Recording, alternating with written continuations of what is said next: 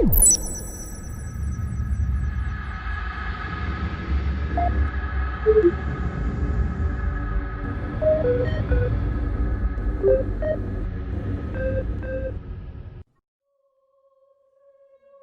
Aeldari are not the oldest species in the galaxy.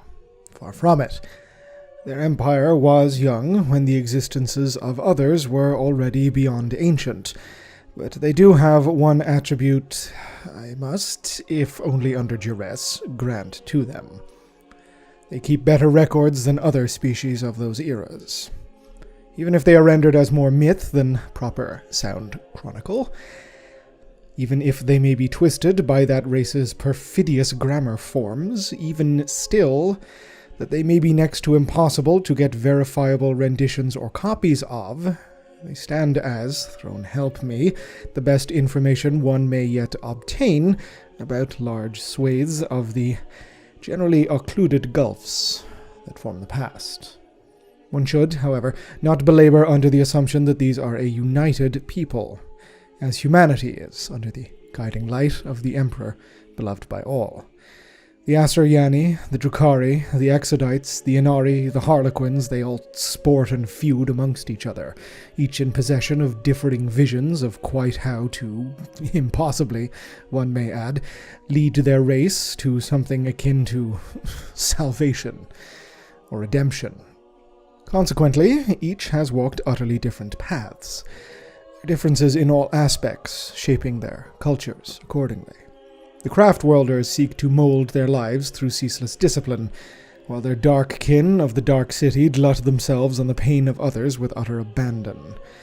The Exodites remove themselves entirely, sequestering themselves on hermitage planets, and believing that communing with nature will bring them some scant comfort, while the Inari are the opposite, active and abroad across the galaxy in a fool quest to bring about the apotheosis of a new god. Finally, the Harlequins, those craven minstrels, ply whatever damnable thing passes for motive amongst their senseless breed. Nothing passes for anything approximating a centralized authority, or even an agenda, amongst the Aeldari. And, as such, what scraps of their history one has managed to obtain must be seen through that lens. They are whispers, passed through murmurs, presented as theater. They are fable, parable, and folk tale, for in their poetic nonsense, so much of historical clarity is just lost when it should be demanded. The species disregards the veracity of the properly penned chronicle for the whimsy of myth, blurring the line between hard reality and senseless fantasy. That my colleagues in the Ordo Xenos and Magi Xenobiologists can even begin to stomach dedicating their lives to the transliteration of such material is utterly beyond me. But in doing so, they provide those of us who simply cannot stand to see such Xenos filth defile our secret cogitators with often, it must be said, invaluable insight into the hearts and minds of our enemies, and more besides.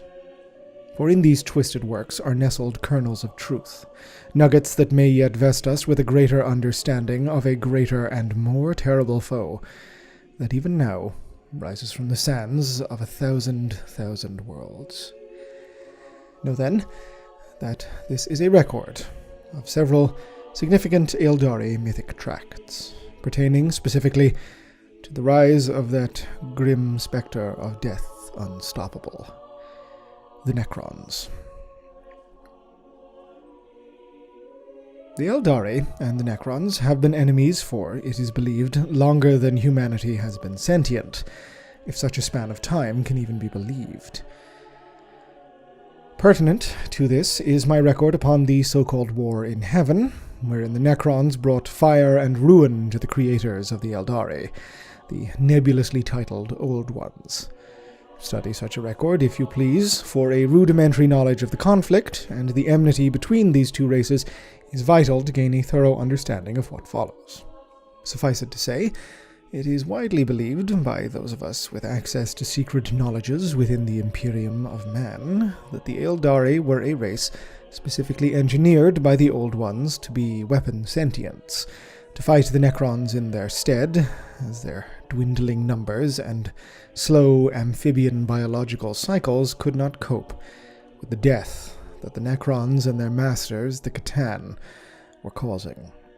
Utilizing their immense genocraft to fashion living weapons from the primitive races of the galaxy, uplifting previously barbarian civilizations so that they may stave off their seemingly inevitable fall.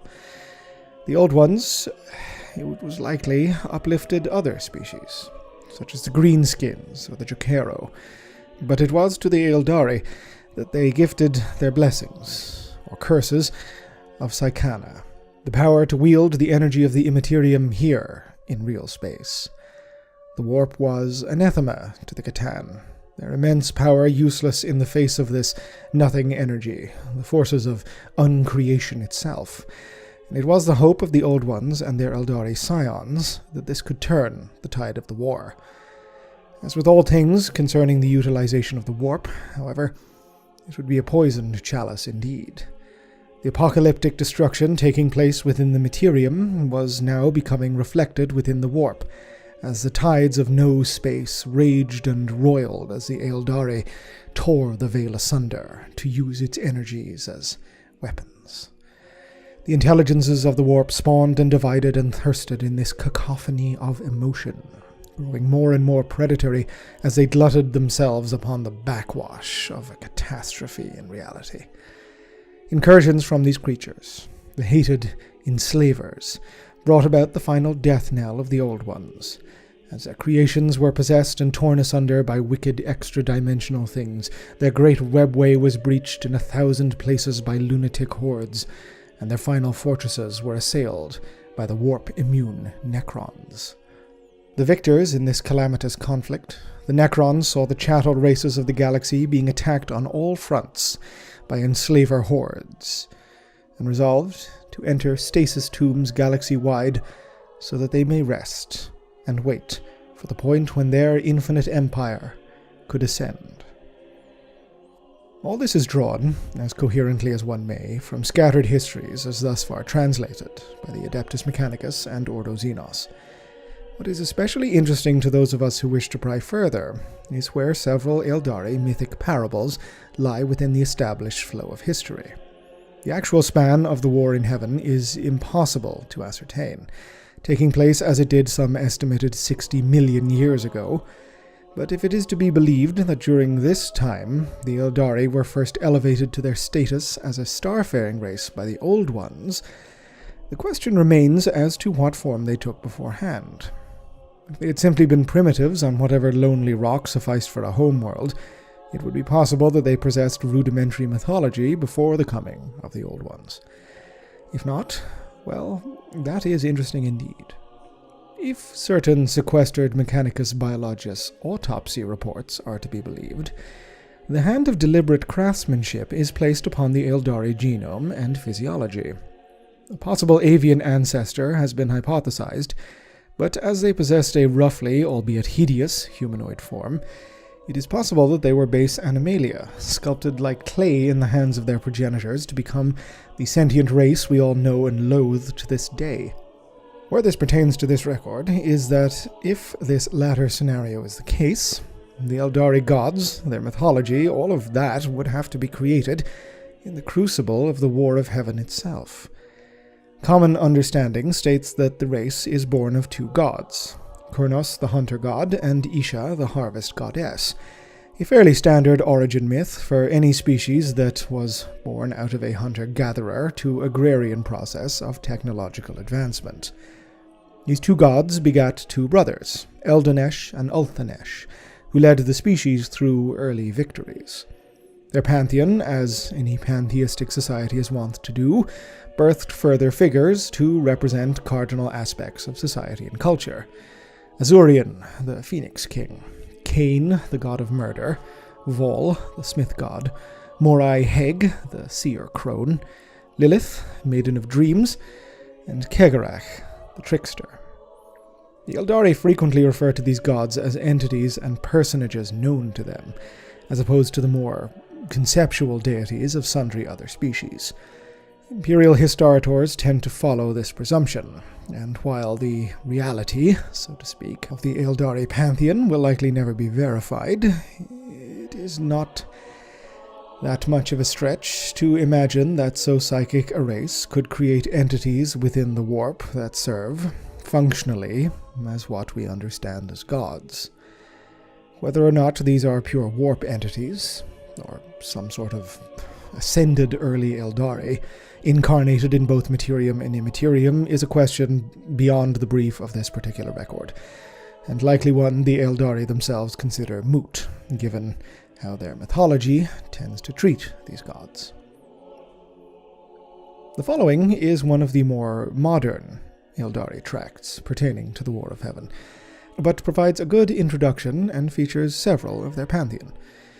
My gratitude must be extended to Inquisitorial Operative Ramaline Mung for sullying himself with the Aeldari tongue, sparing my own mind from having to comprehend such lunacy as accusative tenses and auto-reflective adverbs.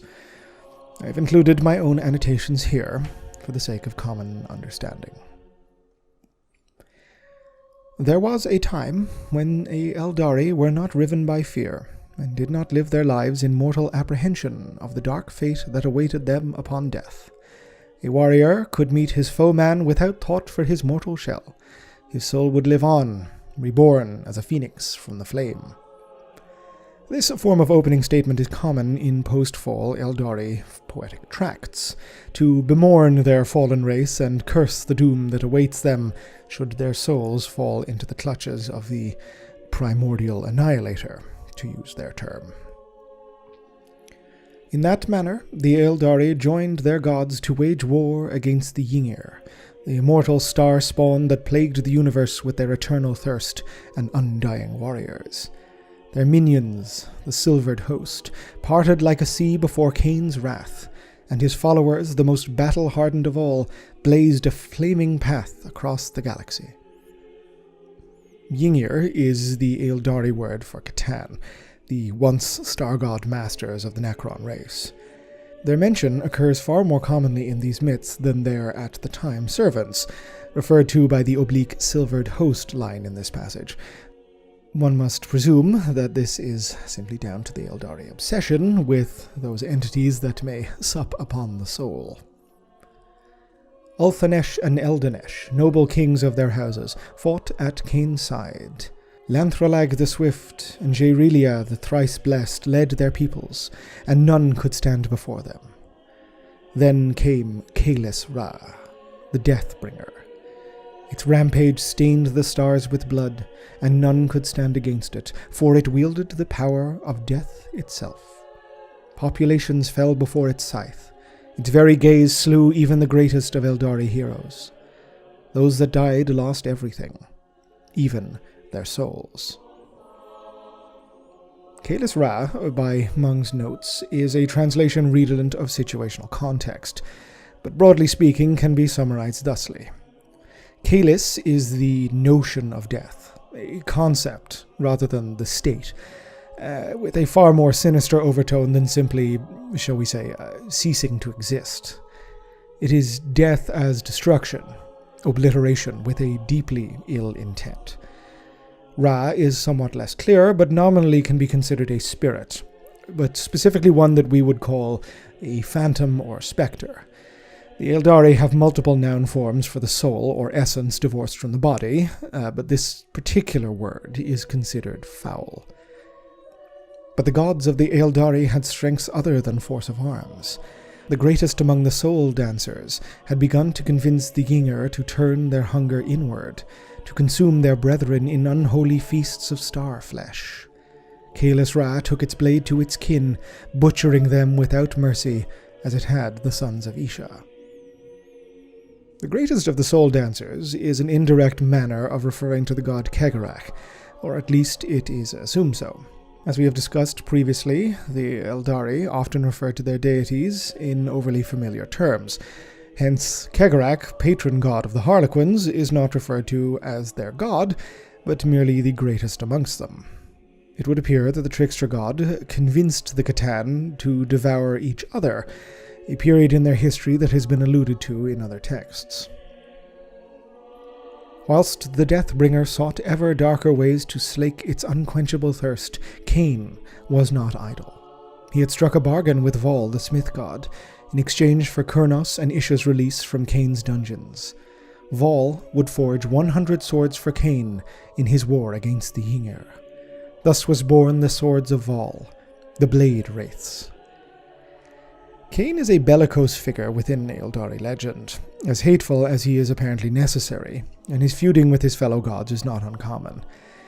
It should also be noted that this is a very different interpretation to the alternative origin of the Swords of Vol, which, depending on the myth, were also created as a bargain from Vol to free the gods of Isha and Kurnos, whom Cain had imprisoned and wickedly tortured. The similar overtones should be noted, but this is a very different interpretation. Cain led his people to war once more, his rage incandescent, the remnants of his army aflame with the heat of vengeance. 100 Eldari, each armed with a blade wraith, faced a horde of silvered Necron tier, so vast the horizon glittered with metal bodies in every direction. Yet they knew no dread. The Eldari fought in a great circle, the swords of Vol flashing, and the Necron tier could not penetrate their defense. The soul might contained within the swords invigorated their wielders, and every blow smashed apart an unholy foe. Cain was unstoppable, and his warriors fought with the knowledge that their god was pleased. It is likely that the phrase soul might here pertains to some form of psychic phenomena, as we know the Eldari's edge against their Necron foes was held thanks to their foul psychana. This passage reinforces that.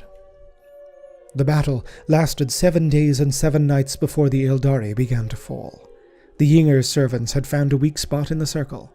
Lanthralag the Swift was tiring, his face pale, his imperfect sword dull and blunt. The ring of warriors buckled and broke, and the ground shook as Cain bellowed his anger. Vol had cheated him. One of the swords was lifeless. From the ground beneath them burst Caelus Ra, the Nightbringer, and the Eldari fell back, for they knew their doom was at hand.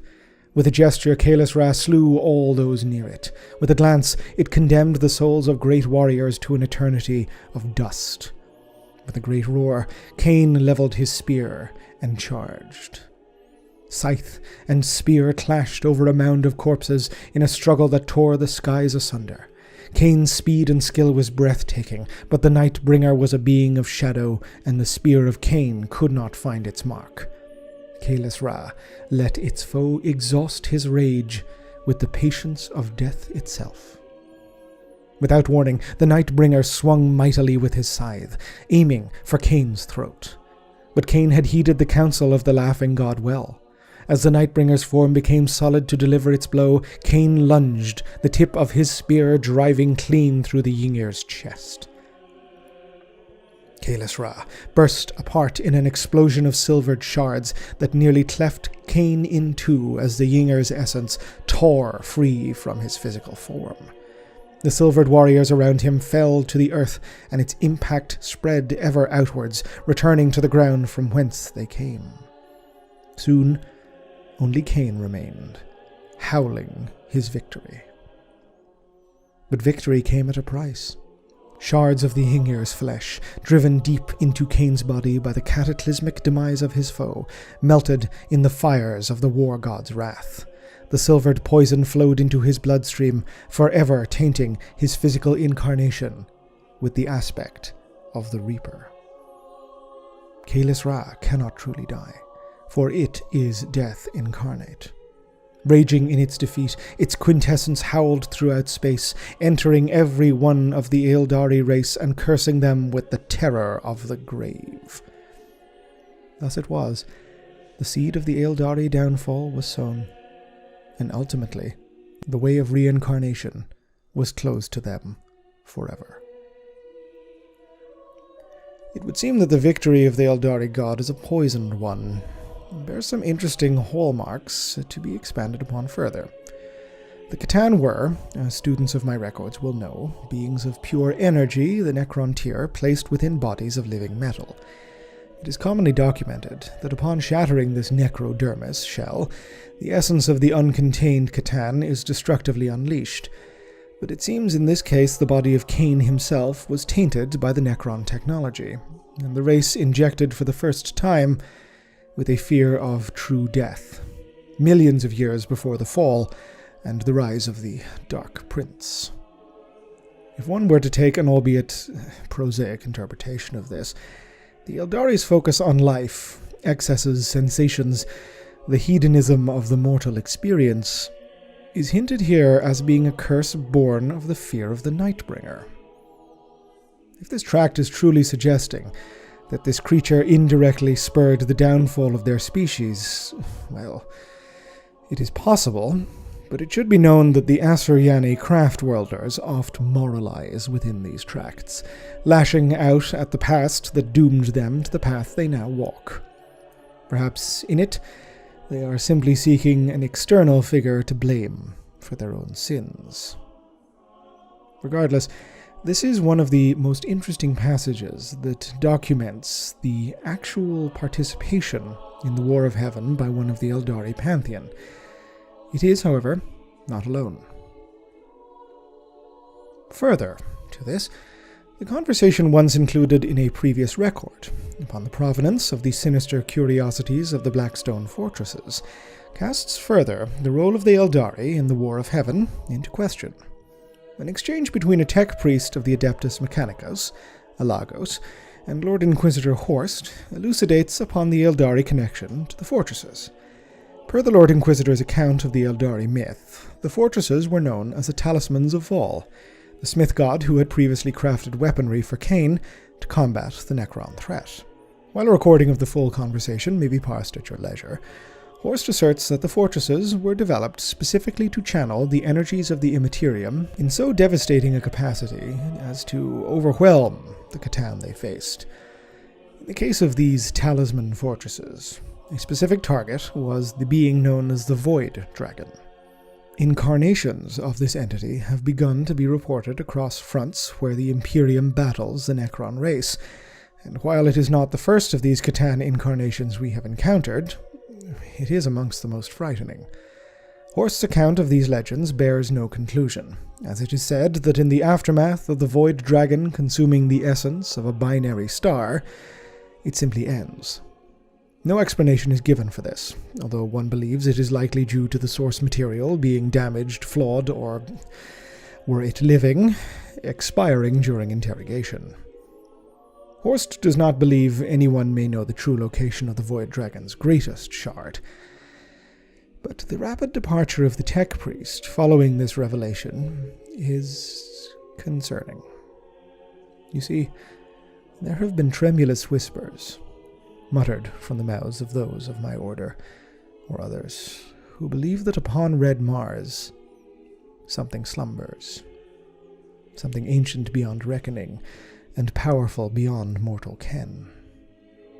Something whose presence has warped time and space and history through eldritch influences and unknowable motives. A thing named the Dragon of Mars. I shall withhold further speculation at this point, but the eagerness with which the Mechanicus sought information regarding an Eldari myth of the Catan, and the readiness by which the representative departed once it had ascertained that the Inquisition knew not of any location, they concern me deeply. But, moving on, it is reportedly from this account that the Imperium, or at least the Ordo Xenos, first drew upon its theorem that the power of the warp was critical in combating the Catan threat, which at the time of its especial study was quite ill understood. Not that it remains any better understood now, per se, but the Imperium has at least been forced to acknowledge that the initial tomb world risings of those centuries past were but an opening act, a prelude to the horror of the true scope that the Necron menace represents, now that they awaken in dynastic quantities. At first we presumed them mute slave things, little more than voiceless automata slaved to the will of much greater entities, but oh, we have been sorely mistaken in that capacity. The C'tan's nature, as the servant slaves of the Necrons rather than their masters, is illustrated better than ever in a recently uncovered Aeldari tract, a boon for all xenobiologists within the Imperium, for it provides not only the names, but the fates of many of the most infamous C'tan tracked by the Ordo Xenos. So follows the Book of Mournful Night, the Dirge of the Stars Extinguished, with my annotations. Already the Banshee's vengeful keening carried upon the bloodied winds. The Ogier had feasted unto satiation. The fire, still raging high and hot, had burned all that which might sustain it. In their moment of surpassing triumph, the Yinger were vulnerable, for they had given much of themselves to the last cast down of their age-old foes. They did not grasp the depth of loathing that their tainted gifts had conjured. The Ogier is a new term for Imperial Xenolinguists, such as it has been presented here in the data packet I received, quite untranslated. Frustrating, I know, but I posit that it is simply a thus far unencountered Eldari term for Necrons. The species is oft presented in their lore as being possessed of a great hunger, and even if the harvest of sentient beings the War of Heaven was redolent with were for the benefit of their then masters, as opposed to the Necrons themselves, the point is clearly semantics, as far as the Eldari are concerned. About them they saw only slaves, savage and simple beings content to feed the dying fires.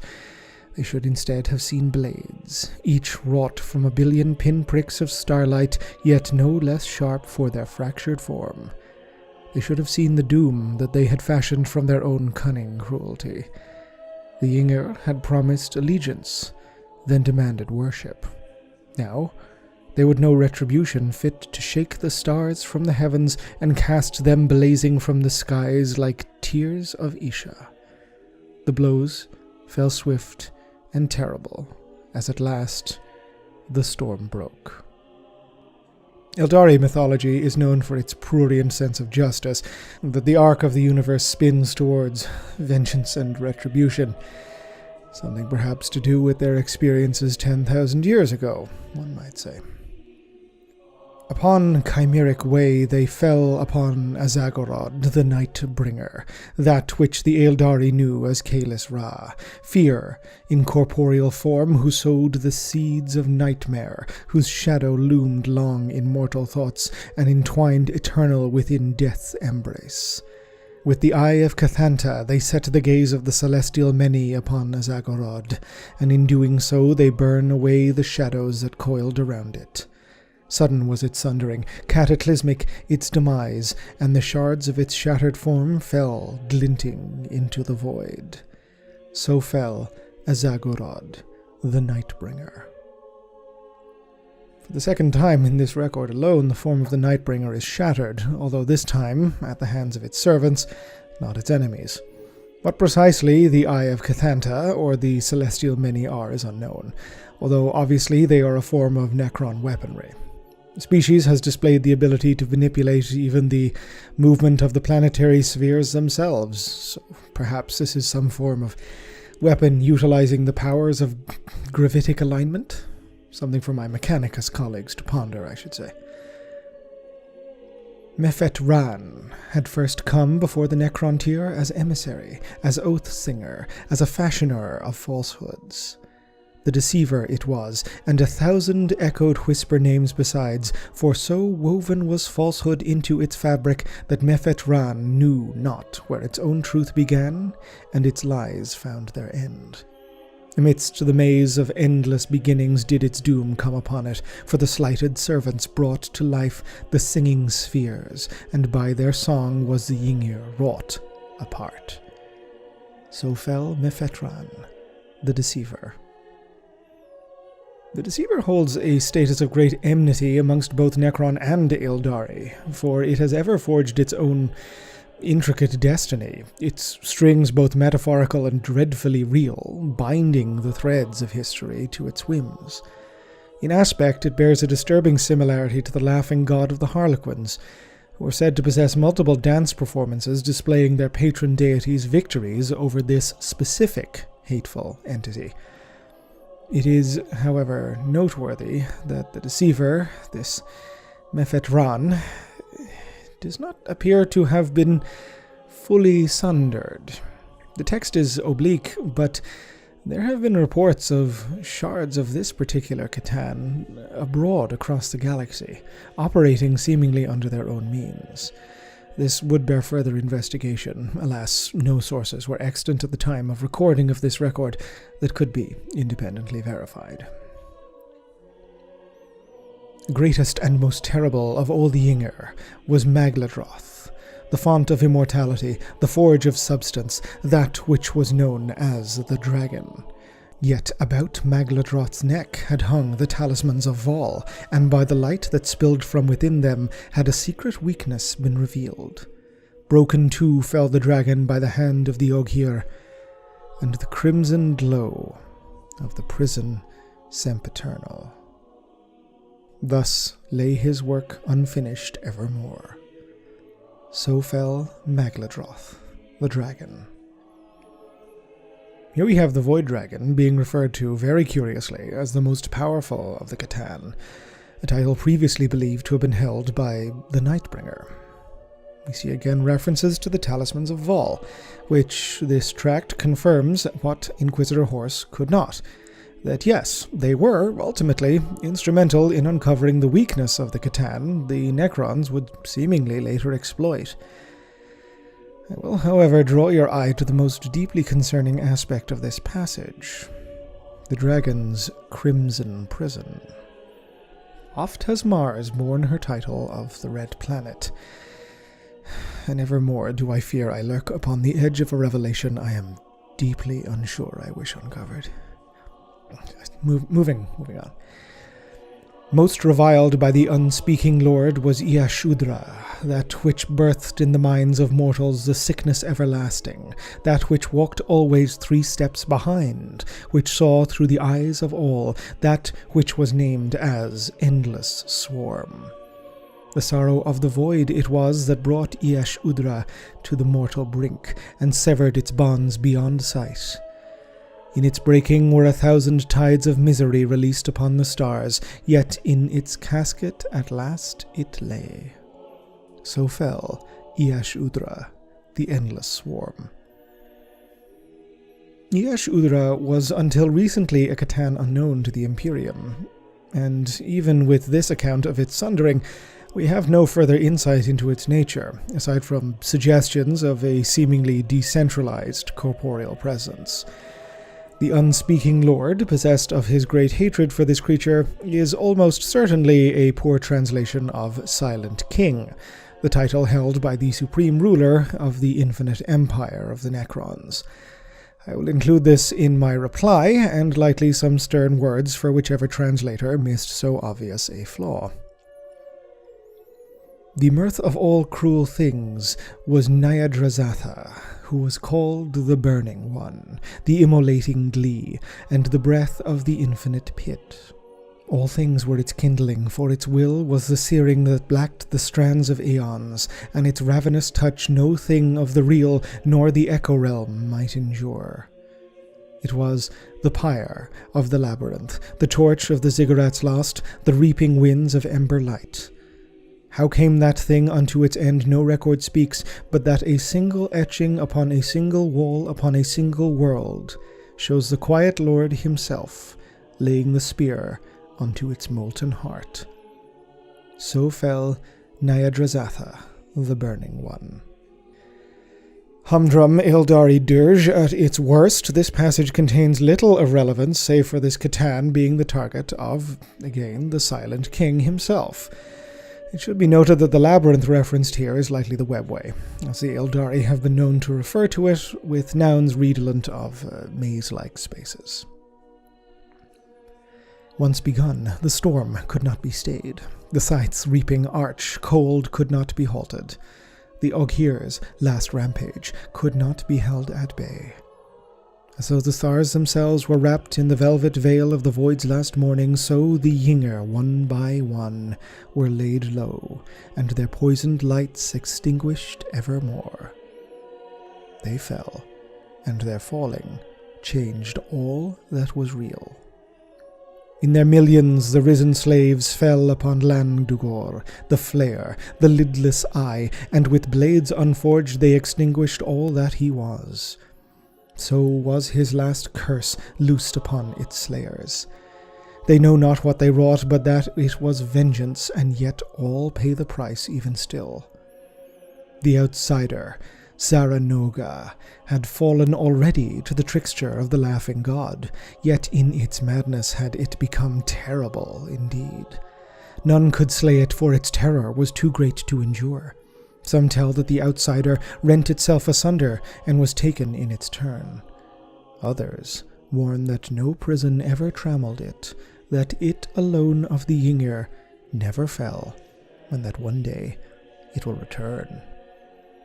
Kalugura, the silent cry, was entombed internally upon the world of the unspeaking. Yigranaya, moulder of worlds, was bound, twisted, and broken asunder by its own cosmic powers. Thisakla, the walking blight, the shadow that withers worlds, was lured through the inevitable gateway and broken within the void beyond. So ended that which cannot end. This passage treats us to the various fates of the many Catan the Aeldari were aware of, and while some are fundamentally unknown to Imperial intelligence, there are elements herein that must be parsed out. Landugor, the Flayed One, is believed by the Ordo Xenos to be the creature responsible for the existence of the notably deranged Necron constructs, dubbed, appropriately, Flayed Ones, known to clad themselves in the skinned remains of their kills. For a species devoid of all aspects of the flesh, they are disturbingly remarkable in their exception, and if this legend is to be believed, the progeny of a form of corruption caused by the destruction of the Catan. This is the second time in Eldari myths that such corruption has been inflicted upon the victor, as a similar fate befell Cain following his defeat of the Nightbringer. The two are possibly connected. It is unknown quite precisely how Necron intelligence is even maintained, but if they are truly machine in the way that we would understand them, perhaps some alteration of their code? Perchance it is not so simple, but I shall shelve speculation for now. The fate of the outsider remains. Zaranoga. The outsider is frequently referenced in Imperial records pertaining to the Catan, but never with any degree of certainty as to its fate. That this myth believes it was never sundered as its kin were, that it alone remains the one Catan unbroken, represents a truly horrific possibility. A note appended to this particular archival stack contained a missive, born of the late centuries of M41, recording the movements of the Tyranid Hive Fleet Leviathan. According to auguries, one splinter fleet altered its course to such an extent that xenobiologists could not account for any action given all possible known parameters of Tyranid behavior that could cause such a change. It's discovered that a spherical object of unknown origins and nature was the cause. At such extreme distances, this object would only be able to register with augur fields via reflected light alone, indicating either a great size, over 32 million Terran dimensions, or an albedo range approaching infinite, indicating a surface that would be the most perfect reflector of solar radiation imaginable. No available Imperial resources were present to investigate the object further, and it has since been lost to the dark of the void. But more than one of the admittedly radical members of the Ordo Xenos have postulated that, given general Tyranid patterns of avoiding Necron tomb worlds, and the references in scattered fragments to the outsider being contained or imprisoned, that this object is itself the Catan, or its jail. That such a thing is even possible. 32 million times the dimensions of Holy Terra itself, its scale would devour the Sol system nearly 100 times over. I shall cease. The outsider is frequently referenced as a mad thing, a being both the source of and victim of madness beyond reckoning. I fear attempting to conceive of its scale is but the first step on the road to such damnation. Back to the tracts. As the mirror struck by the grieving fist of sorrow, as the web that in its spinning so unwinds its strands, the Yinger were broken and rent, and into shards they fell. Yet theirs was a fire undying, the weft of the tapestry eternal, that which always is. They did not pass beyond, but rather lingered, as screams whose echoes fracture and fracture again, each portion but a stunted repetition of all that gave that first cry of life, repeating endlessly, purposelessly, yet raw and powerful still. Even broken and debased, the Yinger had not suffered enough. In tesseract shackles and fractal oubliettes were they bound. In the white heat of hate were their chains wrought, and cold as the void they were as they wound about the shattered echoes of the gods that came before. Fundamental and eternal rolled the waves of ruin around the starlight void, for, as the Yinger were broken, so too was reality itself. Yet the Necrontyr cared nothing for the harm they wrought. Slaves became masters, and masters enslaved would be unto the last days of the Ranadandra and beyond. Here we arrive at the conclusion. The breaking of the Catan, the shackling of their shards, which we of the Imperium have now come to understand as reality rather than myth.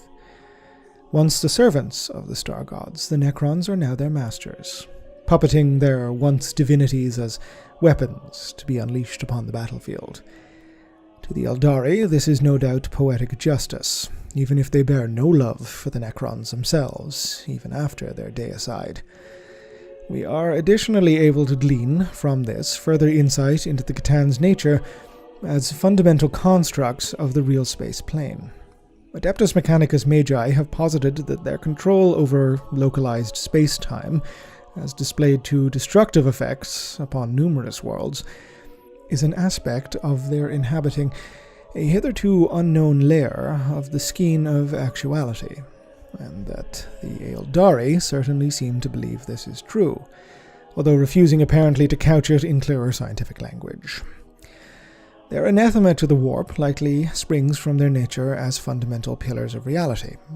Just how they came to be is utterly unknowable, for to divine such things is to question the very fabric of the universe itself.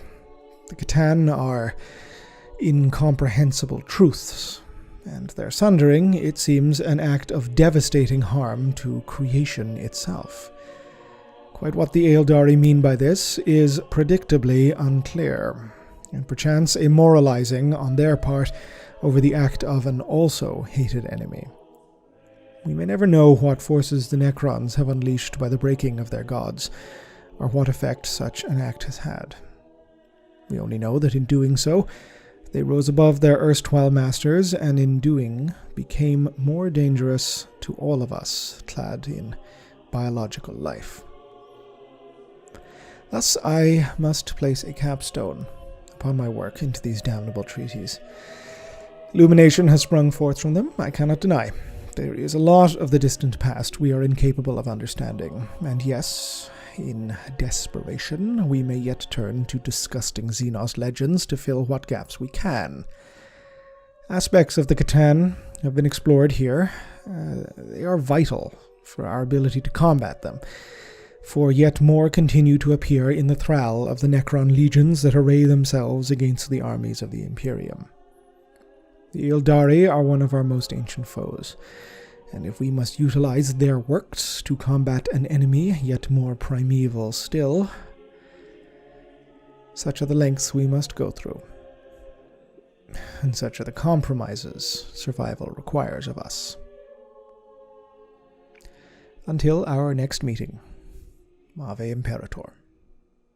Gloria in excelsis terra.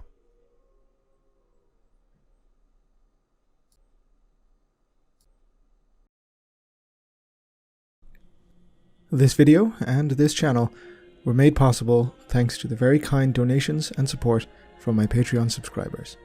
If you'd like to help support the channel, head on over to patreon.com/OculusImperia. If you'd like to receive more updates about the channel and any future videos, you can contact me or follow me on Twitter @OculusImperia.